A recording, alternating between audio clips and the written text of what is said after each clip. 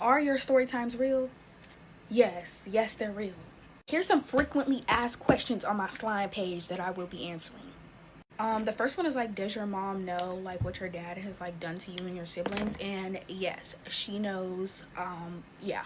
Do you still talk to your dad? Yes, yeah, I still talk to him. Just the other day he called me the B word. So this one is asked very frequently, but why didn't I go to the police? Like, why didn't I tell the police? And that's simply because I was in an abusive household. So manipulation was a thing, and also I didn't even realize it was abusive until I grew up, y'all. Like, I didn't realize it was bad until I got out of the situation. Also, the reason why me and my sisters didn't realize anything was because everybody around us didn't make it seem like it was a big deal. So like, of course we're not gonna be thinking it is.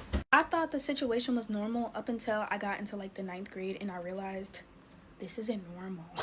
I remember like everyone was telling their stories about like them getting in trouble, like what their punishments were, and then I was like, yeah, here's mine, and everyone looked at me like, and I was like, oh, I'm just joking.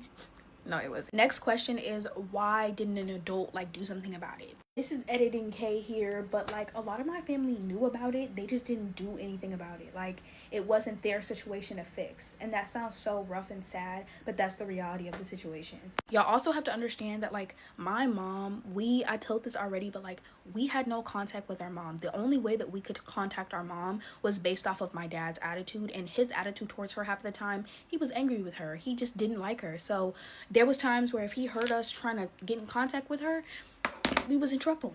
Another question is, why haven't I like disowned my dad? And it's just because like he's my dad, and it's like I want to be loved by him. Like, I still have hope. Like, you know, it's stuff like that. Yeah, emotional, but yeah.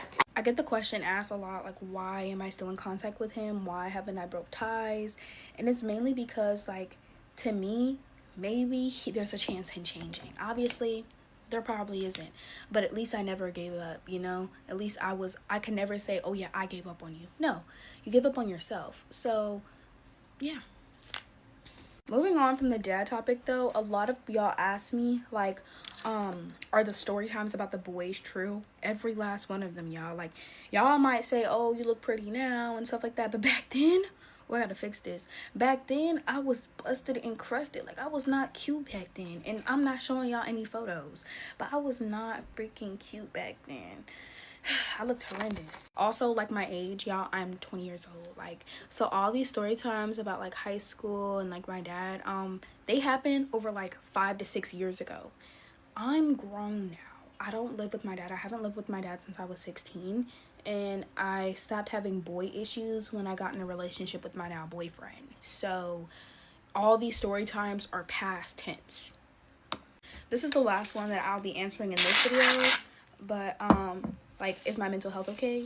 Yes, y'all. Like, yes, my mental health is fine. Like, y'all have to understand, again, these story times are old. So I've had time to self-reflect, heal, and move on. Me personally, I will never let my past dictate my future, and that's what's always kept me going, because I knew that I didn't want to just be sad and bitter about everything that has happened to me in my life. So this is a sign to just move on from whatever. Oh my gosh, my natural hair. This is a sign to move on from whatever is holding you back. Okay, it's a sign. I've also had this weave in over a month. So you see natural hair, shut your mouth, okay? It's coming out tomorrow. I want to add that people that I've known over the years did not know this information about me. This is new information. They probably found this all out on TikTok. Only people who are in my family, and certain people at that, know the truth behind what happened to me and my sisters. Why are my glasses crooked? Oh my gosh. Story time on how I got into a car accident while I make slime. Fun facts about me, I've been in several car accidents. I'm just happy I've never perished from one, so let's thank God to that. Also, get your money's worth, and I guess we can't say let it drain because I'm not using the whole thing, but get your money's worth. To be honest, I forgot how old I was, but my grandma had just bought this new car from like, I think it's called CarJack. No, CarMax. She had just bought this new car from CarMax, right? I low-key forgot the making of the car because I'm not too good with cars anyway. But yeah, that's what happened, right? So we had that car for like a couple of days, right? And my grandma, she was planning a trip back to New York because she kind of came from New York to California pretty often. At this point, it's been a couple of days. Like I mentioned, it's been a cool minute at this point. And so my grandma, you know, it's time for her flight or whatever. She had a couple of rules for her car, but we ended up dropping her off at LAX. Now, if you know anything about freaking California, them hills don't play. This is where the messy stuff started to happen, y'all. So, we're on the freeway, whatever, and my mom has this confused look on her face, and I start to notice that she's struggling to turn the steering wheel left. I immediately started to stress out because my mom, she drives like a hood dude running from the police. So seeing her drive like a 90-year-old grandma who forgot her glasses at home kind of made me suspicious. My mom turns the music off and she starts to say the steering wheel won't turn left. Like, she's stressing. My sisters are starting to get scared. They're in the back seat. They're panicking. So we're swerving. Like, I don't know how to make this make sense, but we're swerving, right? Thank God we only had right turns. We did not have to turn left. And on our right, all we see is just downhill. Like, at this point, I realized we're on a freaking hill. So this is scary. We're only turning right, and we better just pray we don't have no left turns because we're going to go downhill, okay? We're going to fly off a cliff.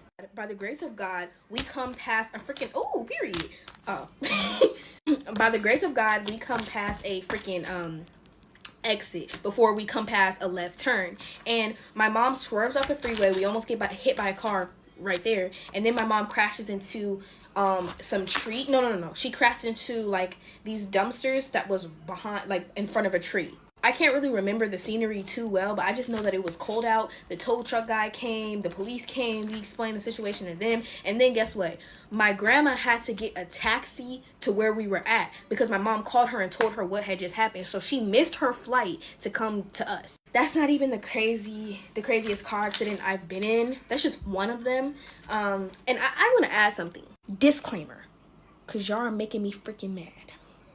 Every story that I've posted on my page besides one is real. Not for fake, for realsies, okay? And the one story that I can't tell you if it's true or not was sent in by a supporter. So in the caption, if it doesn't say, warning, not my story, that means it's real. I don't post fake stories on my page. All the stories that I talk about on this page are the things that has happened to me growing up. Y'all, I'm 20 years old. So that's 2 decades. So in the 2 decades that I've been alive, crazy things have happened to me, okay? Crazy things. And you know what? I can't even blame y'all for not believing half of the story times that I post, because sometimes I don't even believe my own life. Scary story time while I make slime, cult edition. Yeah, get your money's worth and let it drain. You already know. By the way, this is unactivated slime. What? This is unactivated slime that I'm reactivating. Yeah. This story time was sent in by a man named Paul, and it's about his friend Jenna, who accidentally encountered a cult. Okay. Now, Jenna, she loved photography, and she also loved exploring abandoned places and the supernatural because she was obsessed with it. Now, one weekend, Jenna and her friends decided to check out this old abandoned mansion that had been abandoned since the 70s. And you know, that's right up her alley. She loves stuff like that. Now, the mansion that they were going to see had a lot of urban legends surrounding it, such as cults, sacrifice, rituals. And, you know, they still decided to go, and they arrived at sunset. I don't know why they wouldn't go explore it in the daytime, but no, they said sunset. Yeah. The place was huge. It was everything that you would expect out of an abandoned house. Broken walls, broken windows, graffiti everywhere. But the weird part about this place was there was little to no sound, y'all. There was no sound, no wind, no animals, nothing. They've been exploring for about an hour at this point when one of Jenny's friends notices this spiral staircase that leads down into the basement. Now, when Jenna sees the staircase, she's like, yeah, y'all, I'm not going down there. Like, y'all can go do that. And her friends are like, stop being scary. Like, come on. Like, you really believe in all that. She ends up getting peer pressured and goes down the stairs. What did we expect? Now, in the basement, it's pitch black, so they turn on their flashlights, and that's when they see it. They see symbols everywhere. Weird stick figures just look real creepy. And then they come across this stone that kind of looks like an altar with candles, just like kind of burned out, wax everywhere, just ugh. Now, Jenny and this one other friend we gonna call BB. BB and Jenny is like, y'all, this is giving cult. Like, we gotta get out of here. I don't trust this place. Let's go. And the other friend is like, no, like, we gotta explore more. Like, it's not that serious, y'all. Like, it's nothing creepy.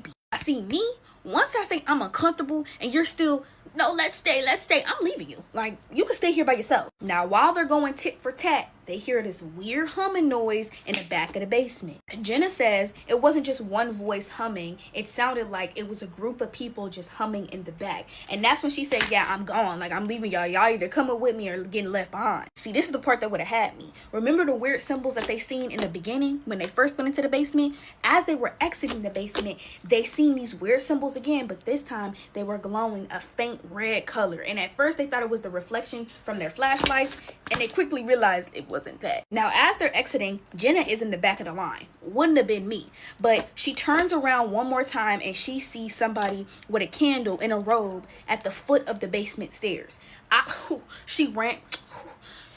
She bolted out of there. They screaming, they running out. And when they exit the mansion, they see more people surrounded in robes, holding hands, singing, swaying backwards and forth. I'm getting goosebumps. Oh my God. At this point, they're all the way freaked out. So they ended up ditching their car and running straight to the road. And that's when they see like a truck driver, and the truck driver basically drives them back to the town and all that good stuff. Now, Paul says that Jenna has never been the same since she went to go see that mansion. And it's not just because she's freaked out. It's like her energy is off and she always feels like someone is watching her. Shouldn't have went down there. Jenna ended up moving back home, and you know, they're kind of long distance besties now. Like,